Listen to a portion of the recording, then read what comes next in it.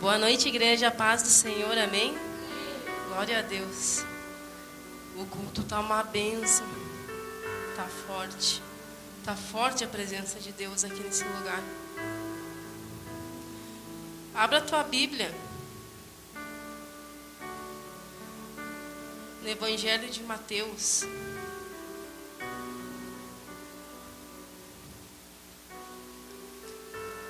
Capítulo 18, versículo 3.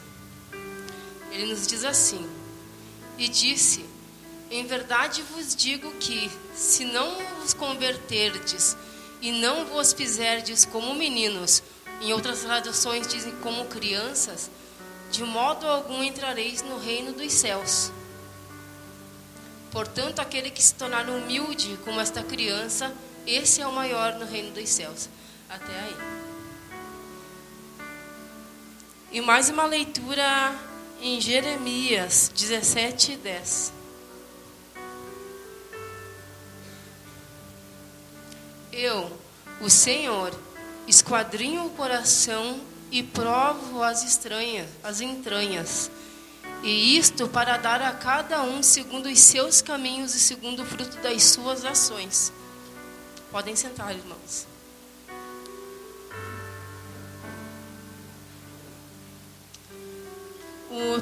O tema da minha mensagem hoje,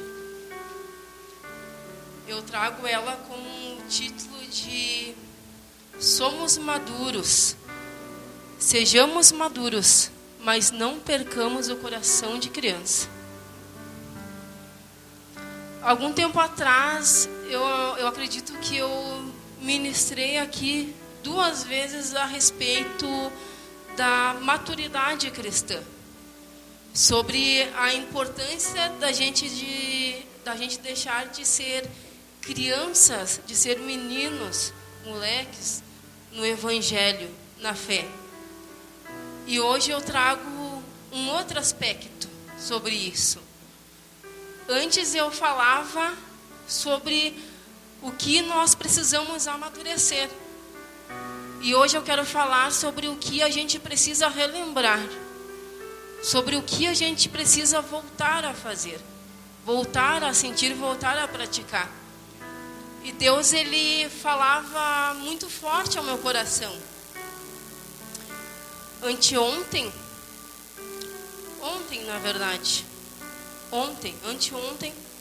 nós recebemos a notícia que a nossa tia, ela faleceu. E essa nossa tia, ela era uma tia muito querida, ela era a nossa tia preferida. A gente sempre tem aquela que é mais chegada, aquela que é a nossa preferida. Que a gente se sente bem, está perto, aquela que a gente sente que é como se fosse uma segunda mãe. E essa tia, ela era assim para nós. E ontem foi o velório, ela foi velada e nós estávamos lá assim, os filhos, sabe, os nossos primos, nós estávamos lá assim, com uma tristeza imensa, sabe, chorando juntos assim. E o velório, irmãos, ele tem uma peculiaridade, que ao mesmo tempo que você está triste, que você está chorando, quando você se reúne com as pessoas que conheciam aquele ente querido, começam a vir as memórias. E a gente estava ali todos reunidos assim, entre primos, e a gente começou a relembrar da nossa infância. A gente começou a lembrar de muitas coisas, porque ela sempre foi muito presente na nossa infância. E o que me marcou, algo que foi muito falado nas nossas conversas, nas nossas lembranças, é que todos diziam a mesma coisa: a gente era feliz e não sabia. Naquela época a gente era feliz e não sabia. Nossa, se a gente pudesse voltar no tempo, né? E a gente falava assim um pro outro: quem dera a gente pudesse voltar ao tempo de infância para aproveitar mais. E quando a gente conversava sobre isso e falava aquilo, começou a queimar muito forte no meu coração. Muito forte.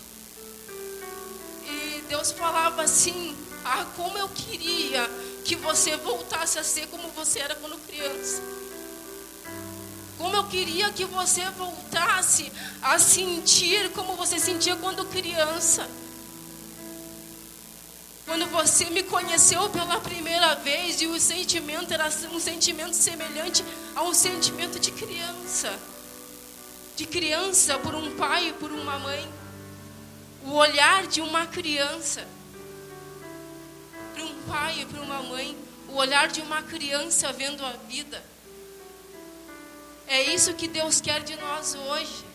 Foi isso que Deus começou a ministrar no meu coração. Naquele momento, naquela conversa.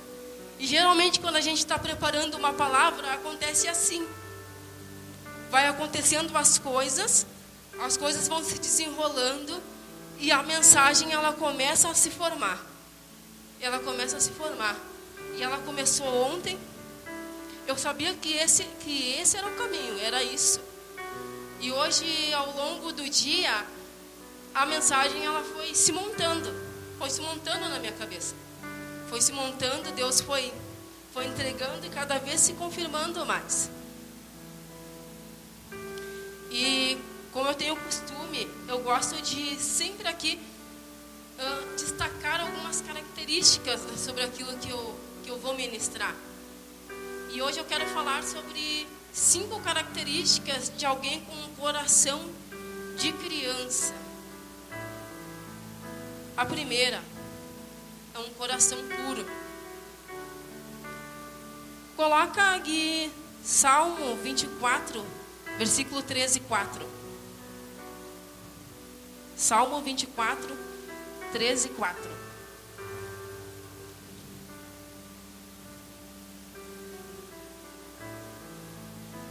Diz assim: quem subirá ao monte do Senhor, ou quem estará no seu lugar santo?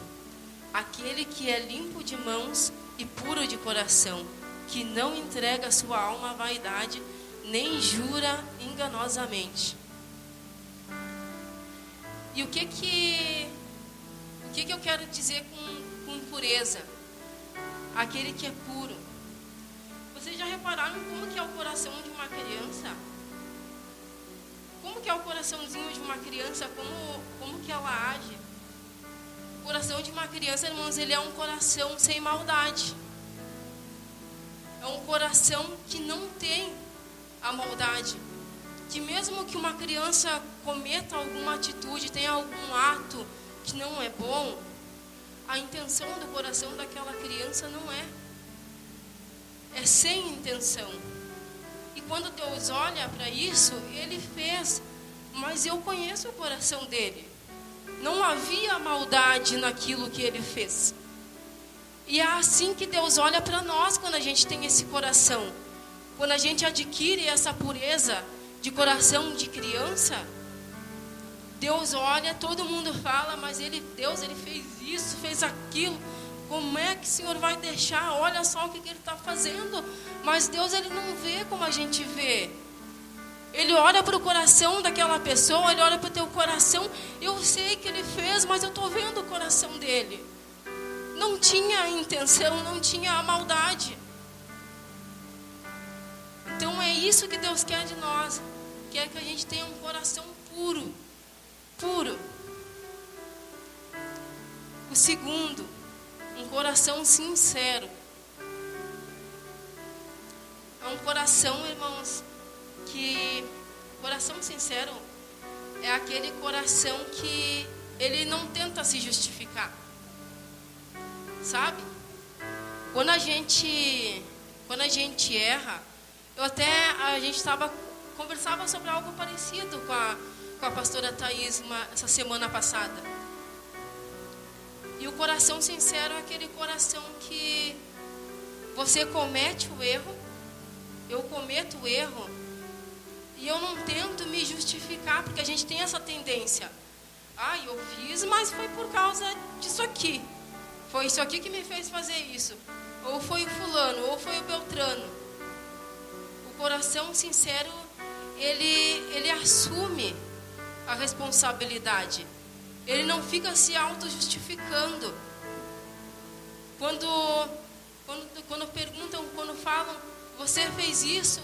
Imediatamente, quem tem esse coração sincero, sim, eu fiz, mas eu me arrependo. Eu não queria ter feito, eu me arrependo. A culpa foi totalmente minha. A responsabilidade é totalmente minha. Ninguém teve culpa disso. Eu decidi. Eu fiz. Eu quis fazer. É isso que Deus quer de nós. Quando for requerido, que você não se auto-justifique, mas que você reconheça, que você seja sincero com Ele.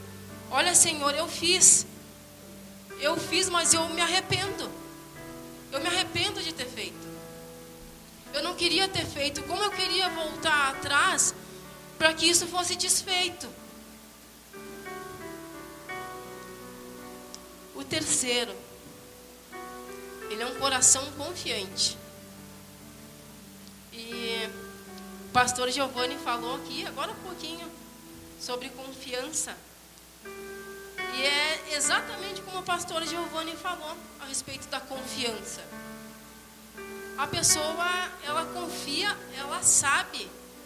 Por mais que as circunstâncias digam todas ao contrário, tem certeza, você tem certeza que Deus vai suprir, que a providência vai chegar, que você vai ser sustentado, que Deus não vai te desamparar. E eu observo muitas coisas assim a respeito disso pelo Samuel. O Samuel chega a ser engraçado. Eu acho que todos aqui que têm filhos experimentam isso, ou experimentaram isso. Eles têm plena confiança que tu pode tudo. Tudo. Financeiramente, principalmente. Eles têm certeza. Ele chega no mercado, irmãos, ele já chega botando a mão e falando o que ele quer, porque ele tem certeza que os pais dele vão comprar. Ele tem certeza que os pais dele vão dar para ele. E eu fico observando isso e eu penso, por que a gente não é assim também? Quando a gente quer algo, por que a gente já não vai colocando a mão, tendo a certeza que o nosso Pai vai dar? E eu lembro de uma frase que foi dita aqui, eu acredito pela pastora Thaís, é aquela questão de você dar o passo sem ter o chão. Você dá o passo confiando que Deus vai te dar o chão, mesmo que você não enxergue Ele. Isso é confiança. Isso é confiança. Sabe aquela confiança que você tem no teu pai e na tua mãe? Sabe quando você era criança? Quando eu era criança, eu enxergava meu pai e minha mãe como pessoas imbatíveis, indestrutíveis. Ninguém podia com eles. Eu sabia que com eles eu estava protegida. Estava protegida. Ninguém ia botar a mão em mim, porque eu tinha um pai e eu tinha uma mãe. É assim que criança enxerga os pais. E é assim que Deus quer que você enxergue Ele. Ei, ninguém vai botar a mão em mim, porque eu tenho um pai. Eu tenho um pai que me protege. Eu tenho um pai que me guarda. Como assim que eu vou ter medo se eu tenho um pai que me protege? Se quando eu era criança, eu confiava de olhos fechados em duas pessoas que eram maravilhosas, mas eram humanas. E hoje eu não consigo confiar de olho aberto num Deus que tudo pode. Aleluias. Aleluias. Você precisa confiar como você confiava quando você era criança. Da mesma maneira que você olhava para os seus pais quando você era pequeno. Da mesma forma. É esse jeito que você hoje tem que olhar, começar a olhar para Deus. Se você ainda não enxerga Ele dessa forma, comece a olhar Ele com esta ótica. Tendo a certeza que se você chorar, Ele vai te consolar. Que se você cair, Ele vai te levantar. Que se você machucado for, as tuas feridas Ele vai curar. Que se você estiver em perigo ou com medo, aleluias, Ele é um socorro bem presente na hora da angústia. E se você estiver perdido, Ele vai te encontrar, como Ele me encontrou muitas vezes. Se você fugir, Ele te busca. Se você se perder, Ele te encontra. Se você chorar, Ele te consola. Se você se entristecer, Ele te alegra.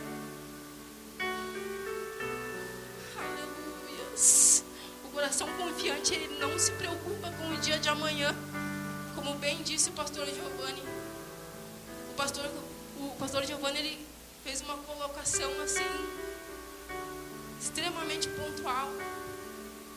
O coração confiante, ele não se preocupa com o dia de amanhã, porque ele tem certeza que o dia de amanhã o Pai já proveu.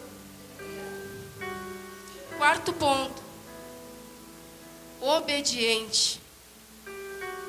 O irmão Carlinhos falou sobre obediência aqui, e a palavra de Deus, ela vem se confirmando. Um coração obediente, ele é um coração que ele não é obstinado. O que é um coração obstinado? É um coração que ele tem uma busca desenfreada pelos seus próprios desejos, os seus próprios objetivos. Está sempre em busca de poder nos lugares errados. Está sempre em busca de se autossatisfazer. E o coração obediente, ele não é assim. O coração obediente, ele é manso. Sabe quando você tem um coração obediente? Como você sabe que você tem um coração obediente? Quando você quer fazer algo, mas você não faz. Você para de fazer o que você quer e você começa a fazer aquilo que é preciso, mesmo que você não queira. E não é fácil. É muito mais fácil fazer o que a gente quer. Mas aí a gente é escravo da nossa própria vontade. Quando Jesus nos liberta, a gente passa a ter um coração obediente. A gente passa a dar o dízimo, a devolver o dízimo com alegria. A gente passa a devolver o dízimo mesmo sem alegria.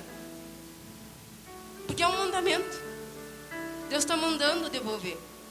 Deus não está dizendo, se você quer, você devolve. Devolva, não, devolva o dízimo com alegria. Não fala isso. Fala, oferte com alegria. Se não for com alegria, se não for com amor no coração, você não oferta. Mas o dízimo você tem que devolver. Para mim, esse é um exemplo claro de você não fazer aquilo que você tem vontade, mas fazer aquilo que é preciso. Isso, para mim, se enquadra nisso. Todas as vezes que eu devolvo meu dízimo, eu devolvo com alegria, irmãos. Eu devolvo com alegria, porque como eu já disse aqui, eu devolvo com alegria porque eu estou devolvendo algo que Deus já me deu. Então, se eu estou devolvendo é porque Deus me deu. Então, eu me alegro porque Deus me sustenta. E por último, ele é um coração dependente.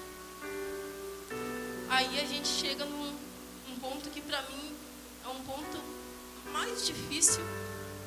E também ele é o mais importante. Porque o coração dependente, irmãos, é aquele que toca e esquece a força do teu braço. E esquece o teu emprego bom. Esquece o teu salário gordo. Esquece. Isso aí não entra em pauta. Isso aí você não vai depositar a sua confiança nisso. Porque o teu braço forte, amanhã você pode adoecer e perde a tua força. O teu emprego, amanhã você pode chegar e tem uma carta de demissão te esperando. O teu salário, pode haver uma flexibilização no serviço e o teu salário diminui. Mas Deus, quando você coloca essa confiança, essa dependência em Deus, irmãos, não tem nada que te pare. Não tem nada que te detenha, nada que te assuste, nada que te assombre. A dependência de Deus é assim, e é para tudo na vida. Para tudo. Quando a gente é criança, a gente é totalmente dependente dos nossos pais. É totalmente dependente deles para tudo. Como o Benjamin, do pastor Giovanni da Sula, ele é totalmente, agora está engatinhando, mas ele ainda é dependente, totalmente dependente dos pais. Precisa deles para trocar uma fralda, precisa deles para dar um alimento na boca, precisa deles para se locomover daqui para ali, precisa deles para levar ao médico, precisa deles para dormir, precisa deles para tudo. Para tudo. Aí sabe o que acontece? Quando é criança é assim. E ele é dependente dos pais. Quando ele olha para os pais dele, o olhinho dele ele brilha. Ele brilha porque para ele vocês são imbatíveis, indestrutíveis. Não existe melhor pessoa no mundo para ele do que vocês. Só que eu estava assistindo uma entrevista num podcast de um escritor que ele escreve a respeito dessas coisas, dessa relação. E ele fala assim, e aquilo eu guardei no meu coração. E ele diz assim, para aproveitar essa fase dos filhos, porque você vai ser a pessoa preferida do seu filho até os 10 anos. Até os 10 anos de idade você vai ser a pessoa preferida do seu filho. Não vai existir pessoa melhor que você. Não vai existir conselho melhor do que o seu. Não vai existir palavra que seja acima da sua para ele. Mas quando passa dessa fase, aí eles começam a escutar, né, como diz o pastor Silmar, começam a comer conversa dos amigos, dos colegas. E você deixa de ser a pessoa preferida do seu filho. Você não é mais a pessoa mais importante. Não é a única pessoa que ele escuta. Porque ele começa a escutar outras pessoas, outras coisas. Ele começa a admirar outras pessoas, outros discursos. E assim ele vai crescendo. Aí sabe o que vai acontecendo com a criança? Isso eu faço um paralelo com nós também, na nossa vida cristã. Aí a gente vai comendo conversa, a gente vai crescendo e a gente não enxerga mais o pai com aqueles mesmos olhos. A gente, ele é meu pai, sim, mas tem esse aqui também que eu admiro também. Ele é um cara legal, gosto do que ele fala, faz sentido. Aí você começa a crescer. Seu pai já não é a prioridade, não é o principal. E você vai crescendo e vai incluindo outras coisas, outras pessoas, outras opiniões, outros discursos. E você vai crescendo. Aí você vai começando a pensar, mas também eu não preciso tanto dele assim, né? Agora eu já estou grande, já consigo ir nos lugares sozinhos. Isso aí que meu pai está falando, nada a ver. Nada, irmãos, eu já fui adolescente. Eu já faz tempo, mas eu já fui. Eu já fui adolescente e é assim. E é assim. A gente vai crescendo, a gente... eu pensava assim, o que esse velho tá falando? Nada a ver. A fulana lá me falou uma coisa, faz muito mais sentido. E começa a descartar. E começa a não dar mais tanto crédito. Todo aquele crédito que você dava antes, você não dá mais, porque você está crescendo, né? Aí você está ficando independente, daí você não precisa mais tanto assim dos teus pais, não precisa mais tanto assim de Deus, né? Agora você tem um emprego bom, você tem um salário maravilhoso, a casa que você queria você tem, o carro do ano você tem. Pra quê, né? Acho que eu nem vou mais na igreja. Vou começar a diminuir a frequência, né? Para já não dar um choque assim de parar de... Vou começar a diminuir. Não precisa tanto assim, olha aí, já me deu tudo que eu queria. Já tô autossuficiente, já conquistei tudo, eu nem vou diminuir a frequência. Aí você para de vir um dia na semana, aí você sente, sabe que nem fez tanta falta. Mas eu não vou, acho que domingo também eu não vou. Aí você para de vir. Aí você fica um tempo. Porque você ficou independente. Você não depende mais. Está independente. Está se governando. Como dizia a minha mãe, se emancipou. Se emancipou, não precisa mais. E aí sabe o que acontece? O teu pai continua lá no mesmo lugar. No mesmo lugar. E o teu lugar ele permanece vazio. Te esperando. Te aguardando. Sabe como o pai do filho pródigo aguardava ele na esquina? É assim que ele te aguarda. Quando você se torna independente, quando você se acha autossuficiente, ele fica te aguardando porque ele sabe. Ele sabe. E hoje aqui, quem é pai, quem é mãe, vai compreender um pouco melhor que você deixa o teu filho ir com dor no coração, porque você sabe o que ele vai enfrentar lá na frente. Mas ainda assim você espera ele na esquina, porque você sabe que ele vai voltar. Ele sabe que quando o sapato apertar, como dizem, é para você que ele vai correr. E é isso que Deus quer hoje. É isso que Deus quer hoje de nós. Que quando a coisa ficar feia, que quando a coisa apertar, que quando a coisa ficar difícil, e Deus falava comigo isso, irmãos. Você não corre para o teu status do WhatsApp, você não vai para os stories do Facebook. Não vai lá, não vai desabafar lá. Você vai fazer como você fazia quando era criança. E alguma coisa te acontecia, você caía, você se ralava, você se machucava. Qual era a primeira coisa que você fazia? Eu abria uma goela desse tamanho e corria pro colo do meu pai e da minha mãe. Porque eu sabia que nas mãos dele, no colo deles, é que tinha o que eu precisava. Tinha aquele conforto, tinha aquele afago, tinha o bálsamo que curava as minhas feridas. Deus quer isso de você. Que quando o tempo ficar difícil, que quando as coisas não estiverem fáceis, você não empreste a tua boca, você não vá falar com quem não deve falar. Você não desabafe com todo mundo. E Deus falava comigo isso.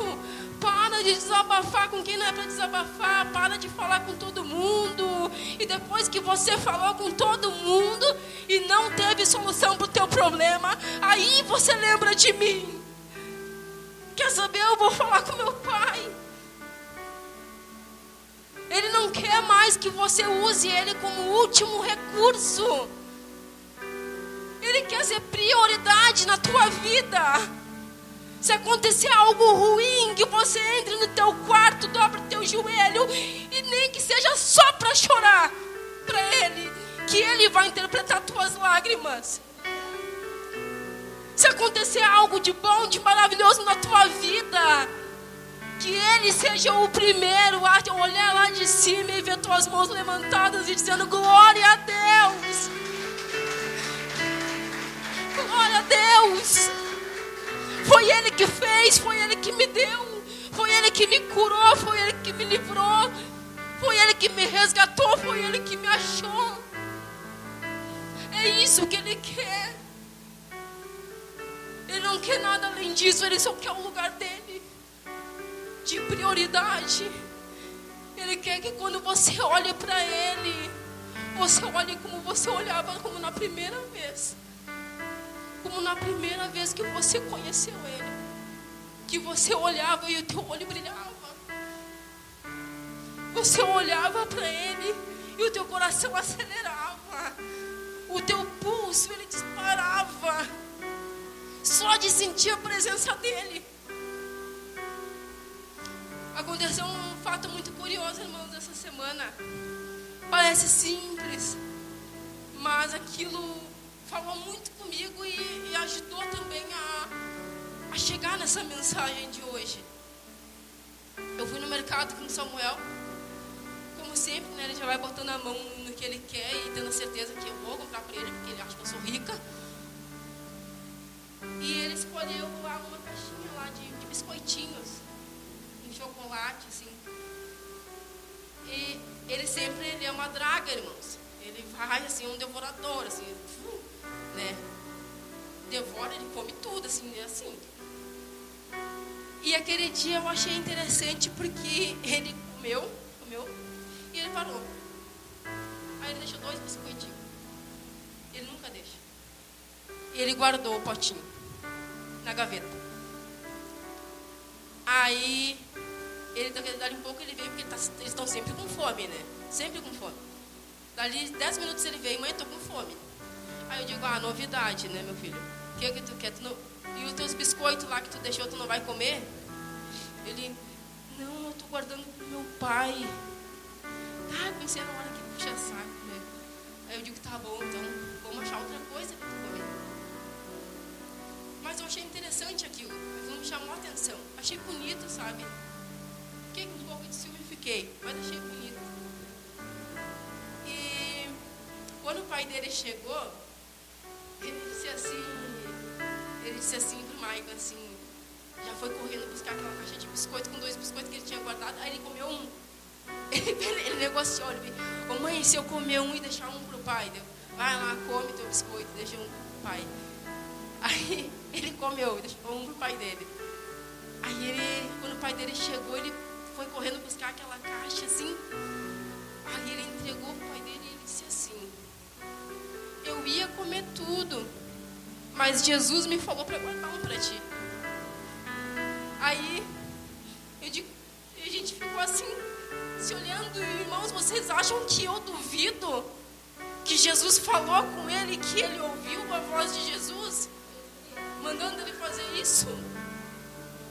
E na hora, Deus falou no meu coração, é essa sensibilidade que eu quero que você volte a ter. Que quando eu falar com você, você me ouça. Que quando eu falar contigo, você não fique pensando que é coisa da tua cabeça. Que quando você ouvir a minha voz, você não confunda com a voz de mais ninguém. Você não ache que é a tua consciência falando contigo, porque não é só eu. E aí, para terminar, o Michael até nem sabe. Eu fiquei tão intrigada com aquilo, e eu fui falar com ele. Eu disse, como é que Jesus falou contigo, filho? Jesus falou contigo. Sim, mandou guardar um biscoito, uma bolacha para o meu pai. Eu disse, mas como que ele falou contigo? Na minha cabeça. E eu disse, e como é que tu sabe que era ele? Como é que tu sabe que não era o teu pensamento? Eu ainda questionei ele. Porque não era a minha voz. Então, aquilo veio assim, uma criança de 4 anos,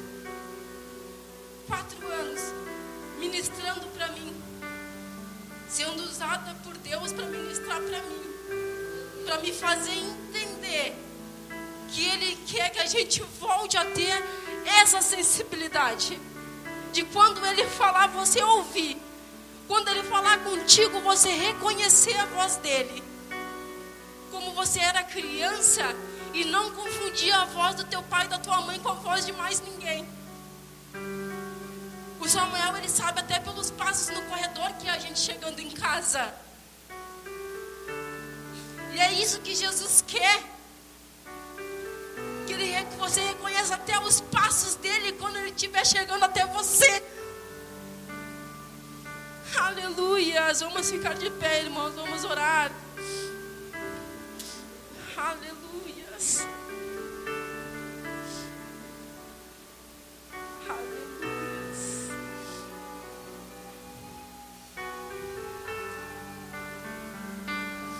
Aleluia.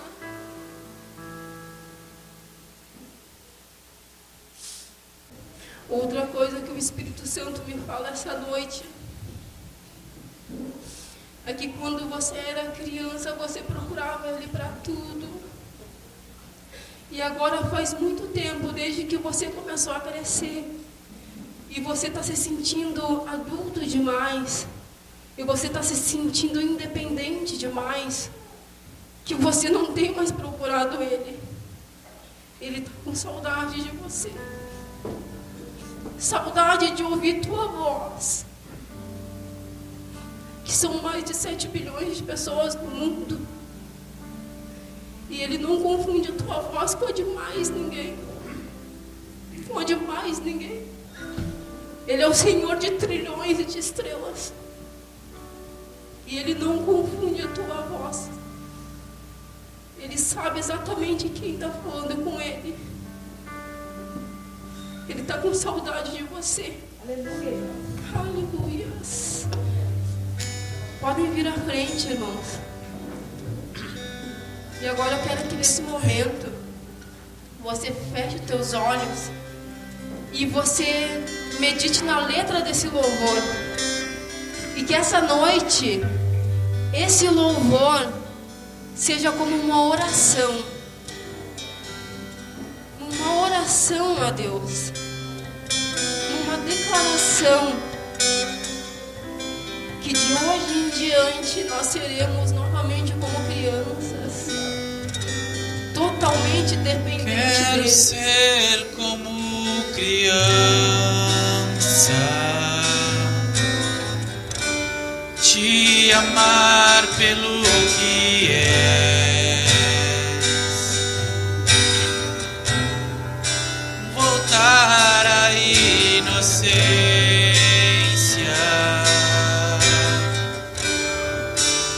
e acreditar em ti.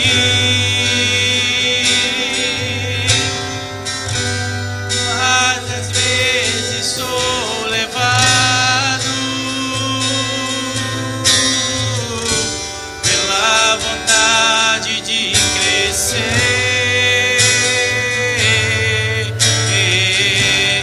Torno-me independente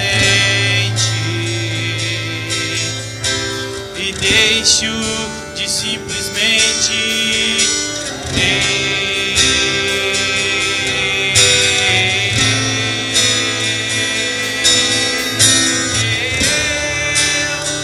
posso viver longe do teu amor, Senhor. Não posso viver longe do teu afago, Senhor. Não posso viver longe do teu abraço.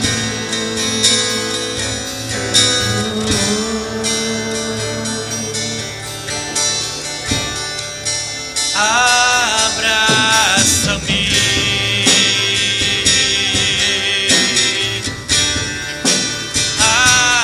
abraça-me, Sinta-me te abraçando agora. abraça-me, Senhor, Como um pai abraça um filho, ele te abraça com agora. seus braços de amor.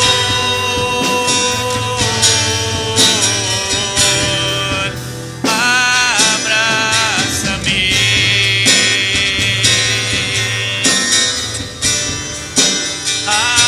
abraça-me, oh, abraça-me, Senhor. Quanta saudade ele sentiu de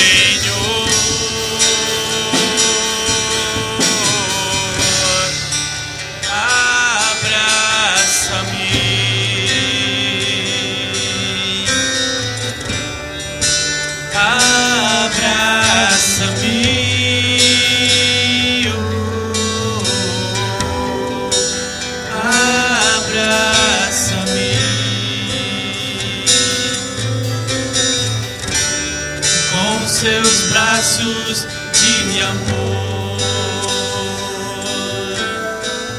Sinta Ele te abraçando agora. Como um pai abraça um filho. E com esse abraço toda a ferida vai sendo curada.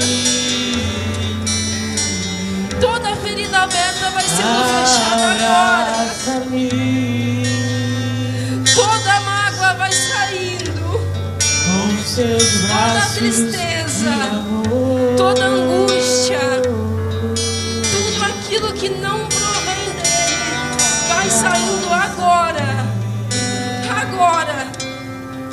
Toda a insônia, em nome de Jesus. Em nome de Jesus. Toda carência, toda a sensação de não pertencimento, em nome de Jesus. Em nome de Jesus. Aleluias, Ele te abraça agora. Aleluias.